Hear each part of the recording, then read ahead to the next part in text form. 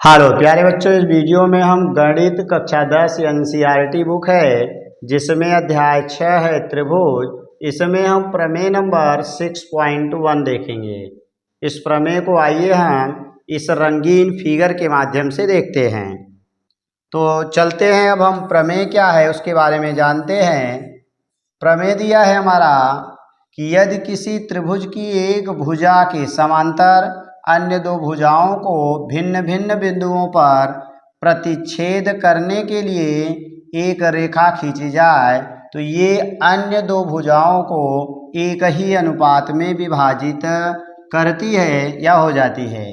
तो ये हमारा त्रिभुज था। अब इस रेखा के समांतर यहाँ रेखा खींची गई है, माने इस भुजा के समांतर यहाँ रेखा DE खींची गई है और हमें दिखाना है कि जो यहाँ से यहाँ तक की दूरी है और यहाँ से यहाँ तक की दूरी का अनुपात, फिर यहाँ से यहाँ और यहाँ से यहाँ तक की दूरी का अनुपात आपस में बराबर होगा। तो इसके पहले हम थोड़ा सा कुछ और जानकारी को जान लेते हैं। जैसे हमारा यहाँ मिल जाएगा कि मान लीजिए कोई त्रिभुज है, किसी भी त्रिभुज में मान लीजिए दे दिया गया है कोई त्रिभुज, तो ये हमारा त्रिभुज हो गया। इस त्रिभुज का अगर हम क्षेत्रफल निकालते हैं तो अगर ये लंब है और यहाँ से यहाँ तक की दूरी आधार B है और यहाँ से यहाँ तक की दूरी H है, तो इसका जो क्षेत्रफल होता है 1/2 BH होता है। अब मान लीजिए कि हमारा कोई त्रिभुज इस तरीके से है, ये हमारा त्रिभुज हो गया। अब इसका एरिया निकालना है तो यहाँ से यहाँ तक का आधार ये भी है और जब हम यहाँ से लंब डालेंगे तो ये लंब हमारा बाहर गिरेगा। तब इसका एरिया अगर हम निकालेंगे इस अंदर वाले का, माने इतने की एरिया निकालेंगे तो एरिया बराबर होगा, इसमें भी 1/2 BH होगा। H हमारा चाहे अंदर हो अथवा बाहर हो। पहला ये कंडीशन कि यानी किसी भी त्रिभुज की एरिया निकालना है तो जितना बेस लेंगे, फिर जितनी हाइट रहेगी, चाहे हाइट अंदर हो और चाहे बाहर हो, तो हमेशा एरिया आपका वही रहेगा। फिर दूसरा नंबर एक और है कि अगर दो समांतर रेखाएं हैं और इसमें मान लीजिए यहाँ से यहाँ तक आधार हो गया और यहाँ से यहाँ तक एक त्रिभुज बना और इसी समांतर रेखा के बीच में मान लीजिए एक और त्रिभुज बन गया, एक यहाँ से यहाँ तक का त्रिभुज बन गया। तो अगर हम देखेंगे कि ये वाला जो त्रिभुज पहले बना हुआ है बाद वाले त्रिभुज के क्षेत्रफल के बराबर होगा, अर्थात आधार समान होना चाहिए और दो समांतर रेखाओं के बीच में जो त्रिभुज, चाहे जितना हम त्रिभुज बनाएंगे, सभी त्रिभुज का क्षेत्रफल आपस में बराबर होता है। यही दो रूल यहाँ लेना है और इसी से हमें इसको सिद्ध करना है। तो आइए चलते हैं, इसको सॉल्व करते हैं और देखते हैं। जैसे अगर हम बात करें तो यहाँ तो सबसे पहला हमें यहाँ लिखना है क्या क्या दिया है। तो पहली हेडिंग हमें मिलेगी ज्ञात है। ज्ञात है तो ज्ञात है में क्या हम पा जाएंगे, तो पहला नंबर हमें मिल जाएगा कि त्रिभुज ABC। ज्ञात है में हम लिखेंगे त्रिभुज ABC। त्रिभुज ABC में यानी BC समांतर DE है, BC समांतर DE होगा पहला नंबर। दूसरी हेडिंग हमें सिद्ध करना है। सिद्ध करना है। सिद्ध करना है।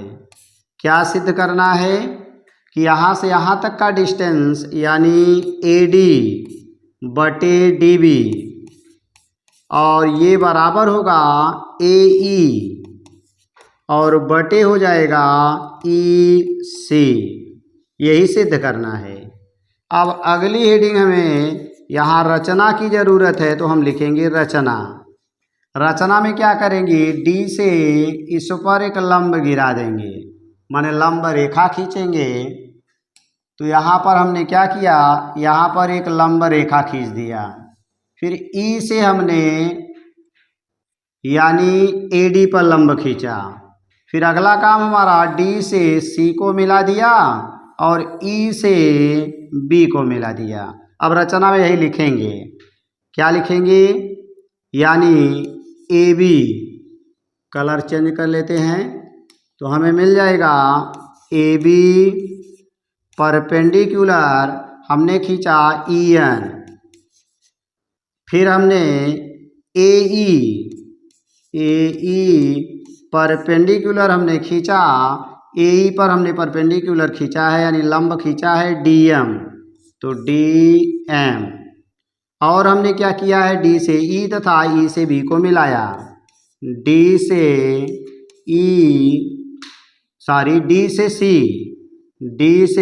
सी तथा ई से बी को मिलाया। इतना हमने रचना में लिख दिया। अब आगे हमें चाहिए क्या, उपपत्ति। अब हम ले लेते हैं यहाँ और यहाँ लिखेंगे उपपत्ति। उपपत्ति में क्या मिलेगा, सबसे पहले हम आएंगे इस त्रिभुज का क्षेत्रफल निकालेंगे, फिर इस त्रिभुज का क्षेत्रफल निकालेंगे। माने हमें मिलेगा त्रिभुज ए डी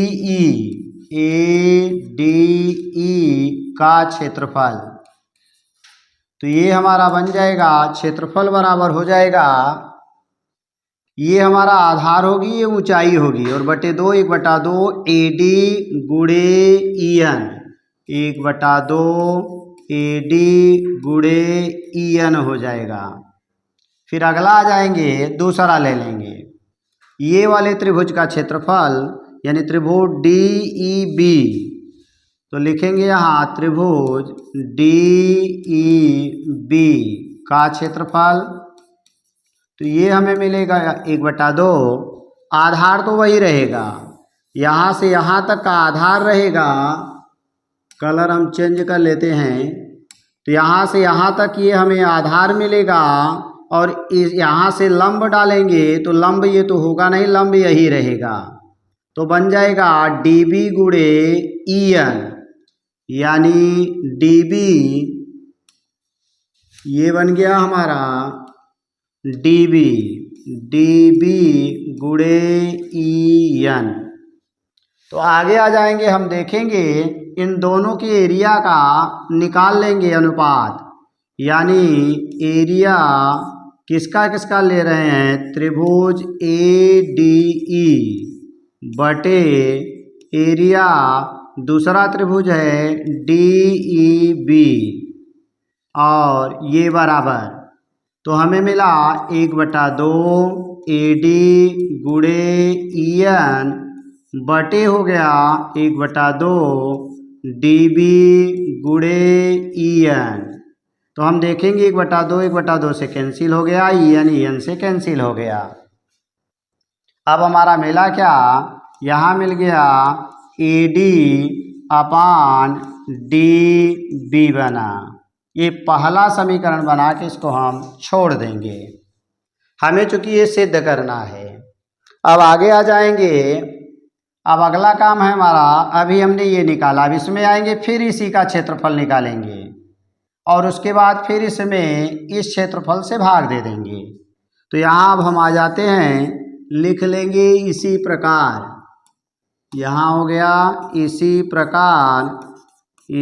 प्रकार हमारा बन जाएगा, यानी एरिया हमें मिलेगा ए डी ई, त्रिभुज ए डी ई बटे एरिया, अब ये वाला त्रिभुज ले लेंगे, यानी त्रिभुज ई डी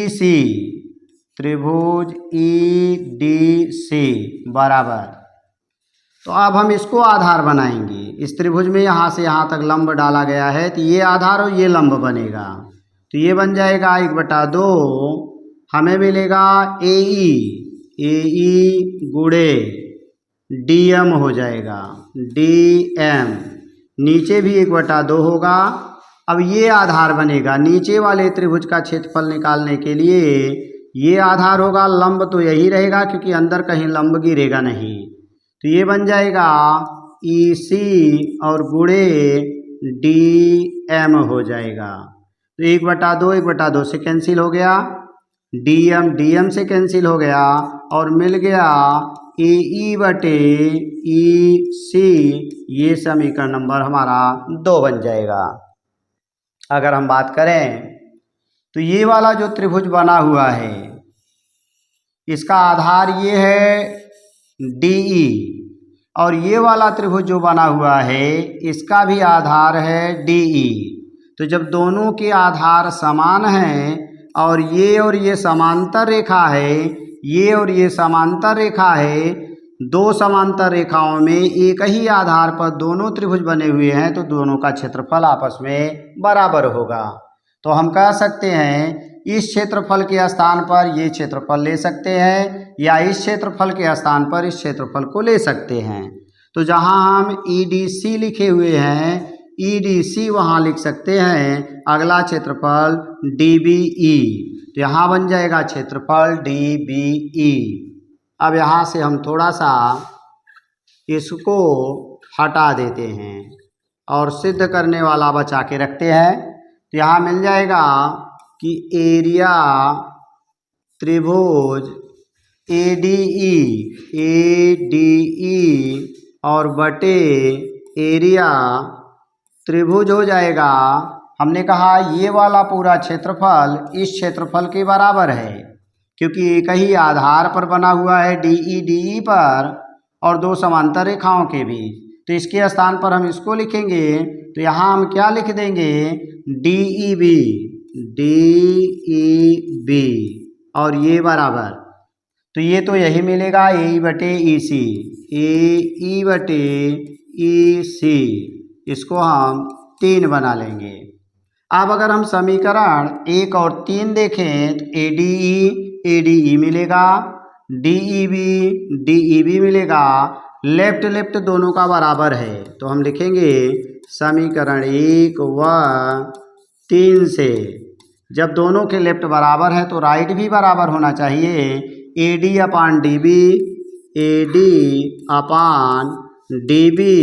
बराबर हो जाएगा AE/EC।